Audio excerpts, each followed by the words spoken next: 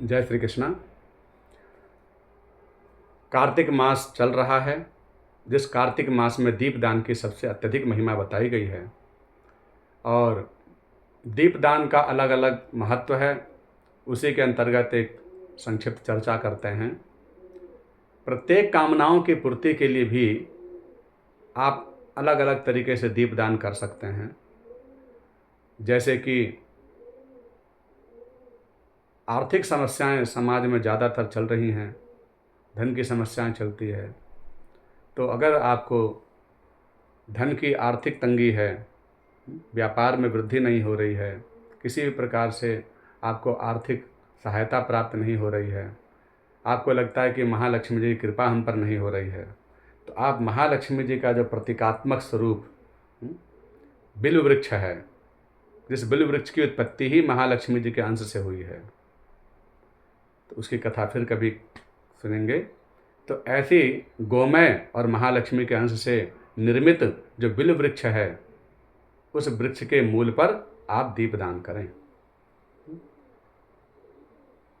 गोले के तेल का दीपक, क्योंकि गोला नारियल लक्ष्मी जी को ही प्रिय है, माँ शक्ति को विशेष प्रिय होता है नारियल, तो उसी नारियल का पानी तेल अर्थात गोले का तेल। तो गोले के तेल का दीपक आप पहले दीपक के नीचे कुछ चावल रखें, साबुत अक्षत जो नारायण स्वरूप हैं, उसके ऊपर दीपक प्रज्वलित करें और दीपक की लौ पश्चिम की ओर हो, क्योंकि पश्चिम के अधिष्ठात्री हैं महालक्ष्मी। पश्चिम की ओर दीपक की लौ रखें और फिर वहाँ पर शांत चित्त से महालक्ष्मी जी का चिंतन करते हुए महालक्ष्मी जी की प्रसन्नता के लिए नाम जप करें। या तो गोपाल सहस्त्रनाम पाठ कर सकते हैं, विष्णु सहस्त्रनाम पाठ कर सकते हैं, अथवा लक्ष्मी नारायण स्तोत्र पढ़ सकते हैं, या श्री लक्ष्मी नारायण या श्री नमो नारायण, श्री नमो नारायण, श्री नमो नारायण, इस मंत्र का जप कर सकते हैं। तो बहुत जल्दी ही आप पर आर्थिक व्यवस्था बन जाएगी और आपको धन का प्राप्ति होगी, दरिद्रता से मुक्त हो जाएंगे, महालक्ष्मी जी की कृपा प्राप्त हो जाएगी। विद्यार्थियों को अगर विद्या अध्ययन में मन न लगता हो अथवा विद्या विस्मरण हो जाती हो, भूल जाते हो, पेपर के समय पर आपको विस्मरण हो जाता है, याद नहीं रहता कुछ, पेपर परीक्षा में मन नहीं लगता, पढ़ाई में मन नहीं लगता, परीक्षा में फेल ज़्यादा हो जाते हो, तो विद्या से संबंधित किसी प्रकार के व्यवधान अगर आपके होता है, अथवा पुत्र अथवा बच्चों के पढ़ाई के लिए भी आप यह काम कर सकते हैं कि बच्चों की कुशाग्र बुद्धि हो, विलक्षण बुद्धि प्राप्त हो, मेधा विवेक उनको प्राप्त हो। तो उसके लिए आप चिरचिटा अपामार्ग जो बुध ग्रह का प्रतीक है और पीपल जो बृहस्पति जी का प्रतीक है, तो इन दोनों के मूल में, इन दोनों, क्योंकि चिरचिटा तो पौधा ही है, तो चिरचिटा के पौधे के पास अथवा पीपल के वृक्ष के समीप आप शुद्ध भारतीय देसी गाय के घी का दीपक जलाएं। दोनों के पास जलाएं एक एक दीपक। चिरचिटा के पास जो दीपक जलाएं तो वहाँ माँ सरस्वती का मूल मंत्र पढ़ें, अथवा रामचरितमानस की चौपाई पढ़ें, क्योंकि मंत्रों में हो सकता है त्रुटि हो जाए और त्रुटि होने के कारण आपके उस उपाय से, उस साधन से, उस साधन के फल से वंचित रह जाएं। तो इसलिए आप श्री रामचरितमानस की जो चौपाइयाँ, सिद्ध चौपाइयाँ हैं, उसका पाठ करें। गुरु गृह गए पढ़न रघुराई, अल्पकाल विद्या सब आई। इस चौपाई का पढ़ते हुए आप वहाँ पर दीपक प्रज्वलित करें। पूर्व और उत्तर के बीच ईशान कोण की ओर दीपक की लौ को रखें। बृहस्पति का प्रतीकात्मक जो पीपल हैं, तो पीपल पर जो दीपक जलाएं, उसकी दीपक की लौ उत्तर की ओर मुख करके रखें और उसके नीचे आप चने की दाल रख सकते हैं। अपामार्ग चिरचिटा वाले पौधे के पास जो दीपक जलाएंगे, उसके नीचे अक्षत रखें या साबुत मूंग के दाने रख सकते हैं, उसके ऊपर दीपक प्रज्वलित करना है। तो कुशाग्र बुद्धि प्राप्त होगी। बच्चों की परीक्षा में सफलता के लिए, उनके उत्तम मेधा प्राप्ति के लिए, विवेक प्राप्ति के लिए यह बहुत श्रेष्ठ उपाय है। दीपदान के माध्यम से हम अपने संपूर्ण अभिष्ट मनोकामनाओं की पूर्ति कर सकते हैं।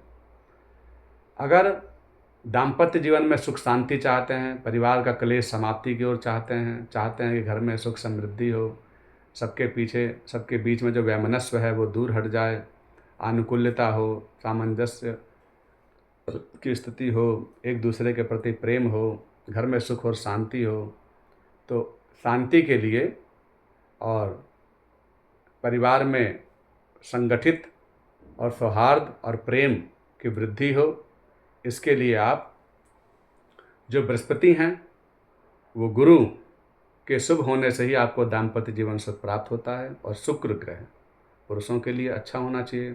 ज्योतिष शास्त्र में पुरुषों का शुक्र ग्रह अच्छा होना चाहिए और स्त्रियों की कुंडली में गुरु ग्रह अच्छे होने पर ही दाम्पत्य जीवन सुख हो पाता है। तो शुक्र ग्रह का जो स्वरूप है, वृक्ष है, वो है गूलर, और बृहस्पति का कारक है पीपल। तो बृहस्पति जी के पास और एक गूलर के वृक्ष के पास, दोनों के पास शुद्ध भारतीय देसी गाय का घी का दीपक जलाएं। कैसे जलाएं? तो गूलर के वृक्ष के नीचे आप साबुत चावल रखें और उन चावल के ऊपर दीपक प्रज्वलित करें।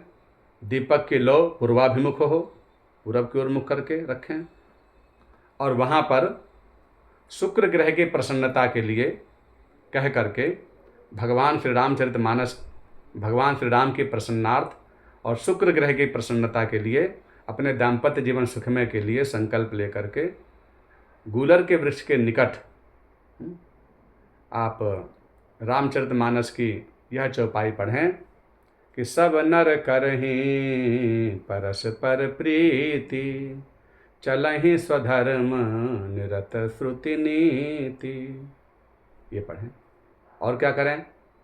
बोले वहाँ पर बैठ करके आप कोई भी एक भक्तमाल का चरित्र आप सुनाइए, क्योंकि भक्तों का चरित्र किसको प्रिय नहीं है? भगवान नारायण को प्रिय है। तो नारायण के जितने भी परिकर हैं, जितने भी देवी देवता हैं, जितने भी ग्रह हैं, यक्ष किन्नर वसुधा के अंदर रहने वाले जितने भी दैविक शक्तियाँ हैं, वे सब के सब भगवान नारायण से अलग नहीं हैं। जो भगवान नारायण से, शिव से प्रेम करता है, उन पर सब अनुकूल हो जाते हैं। जा पर कृपा राम की होई, ता पर कृपा करें सब कोई। तो ये विचार करके जो भगवान को प्रिय है वही इन सबको प्रिय है। तो आप वैष्णव पद्धति से आप सबकी साधना करें। भक्तमाल का एक चरित्र, शुक्र ग्रह के प्रतीकात्मक स्वरूप गूलर के पास बैठ करके, एक सफ़ेद आसन पर बैठ करके, पूर्वाभिमुख हो करके और संकल्प ले करके उद्देश्य अपना वही रख लें। क्योंकि अगर घर गृहस्थी में सुख होगा, एक सामान्य व्यक्ति जब अगर सांसारिक परिस्थितियों से, इस भवजाल के समस्याओं से उतना उसके पास शक्ति नहीं है, सहन करने की धैर्य नहीं है, तो जब यहाँ के देश काल परिस्थितियों की जब समस्याएं आती हैं, कहीं धन की, कहीं परिवार की, कहीं समाज की, कहीं अपमान की, अनेक प्रकार की समस्याएं जब यहाँ पर आ जाती हैं, तो उससे हमारा भजन भी में विक्षेप पड़ने लग जाता है। धर्म कर्म में भी मन नहीं लगता, कथा सत्संग में भी नहीं जा पाते। तो फिर यही लगता है कि भाई जिसके द्वारा भी हमें भगवान में मन लगे वही काम करना चाहिए।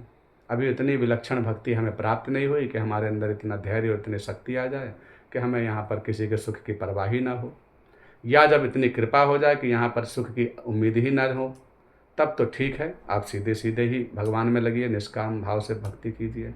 लेकिन जब तक आप पर ऐसी स्थिति नहीं आई है, तब तक आप ना यहाँ के रह पाते हैं, ना वहाँ पर रह पाते हैं। अंतःकरण में कहीं ना कहीं आपको भगवान से उम्मीद ही रहती है।